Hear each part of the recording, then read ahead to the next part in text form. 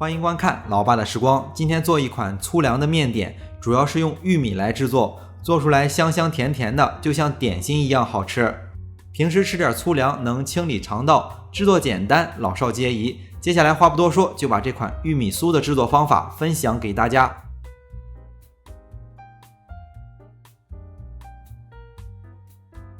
首先和一个面团，准备500克的中筋面粉，也是家里最常用的面粉。面粉中加入5克的酵母粉，简单的搅拌一下之后，加入300克左右的水，和成一个不沾手、不沾面盆、光滑的面团。做饼类一般用水量都会多一点，做出来暄软好吃。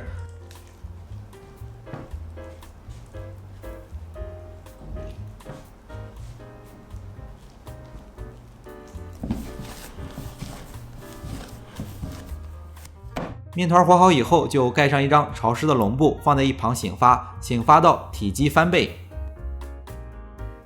接着准备400克的玉米面，用磨的比较细的那种。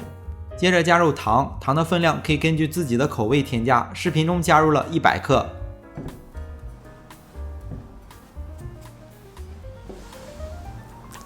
简单的混合一下之后，加入200克的玉米油。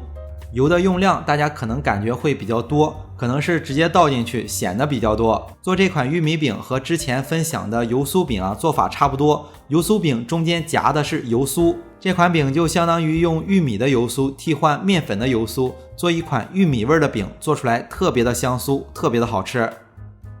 把玉米面和到这种比较松散的状态就好，放在一旁。接下来就等待面团醒发。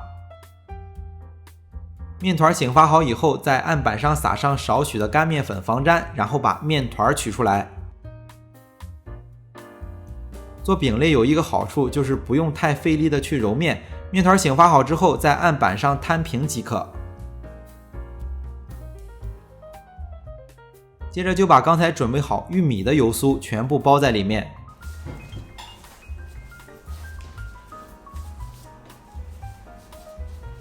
包好之后，把口封结实，用擀面杖摊平。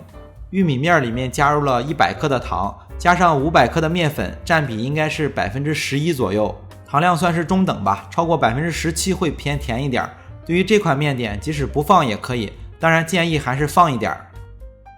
摊成一张面皮之后叠成一个3折，然后再重复一次。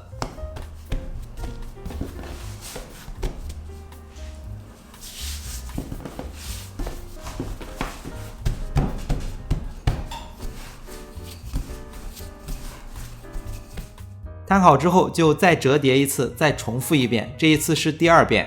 每次折叠的时候我们尽量把光滑的那一面冲外，这样我们翻过来把不好的这一面折在里面。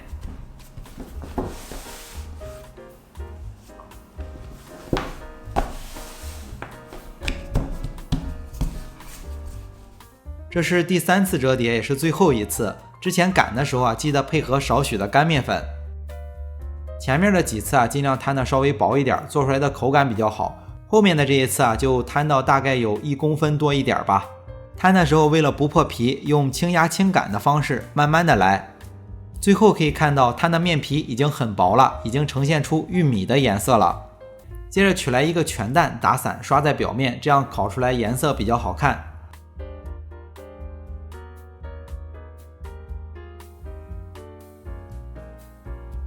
撒上少许的白芝麻进行装饰。把这张饼切开分块放入到烤盘里，视频中切了16块。这次准备玉米酥的材料是根据烤盘的大小准备的，正好能填满一个烤盘，适用于45升左右的烤箱。如果是稍大一点的烤箱可以居中放，如果是稍小一点的烤箱就适量的减少材料。接着就可以直接放入到烤箱了。烤箱的温度设定是把上火预热到210度，下火预热到210度，饼放在烤箱的偏上层，烤25分钟左右，每个饼之间留有少许的缝隙即可。饼烤好之后可以热着吃，可以放凉来吃。这款饼可以存放个3-4天，当然当天吃是最好的，如果加热来吃，尽量不要超过2次。为了方便大家去记视频中所需要的材料，视频下方的备注栏或留言区有文字版的配料，有问题可以在留言区留言。大家如果喜欢老爸做的美食，可以帮忙关注点个赞，谢谢大家。那今天的这期美食到这里也就结束了，也祝大家生活愉快。